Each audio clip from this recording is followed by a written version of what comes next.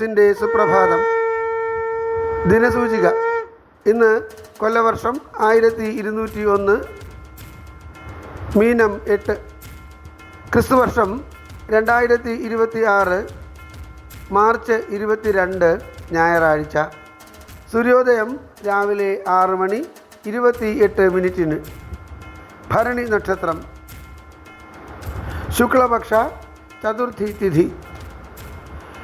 ഇന്നത്തെ രാഹുകാലം വൈകുന്നേരം 4:58 മുതൽ 6:28 വരെ.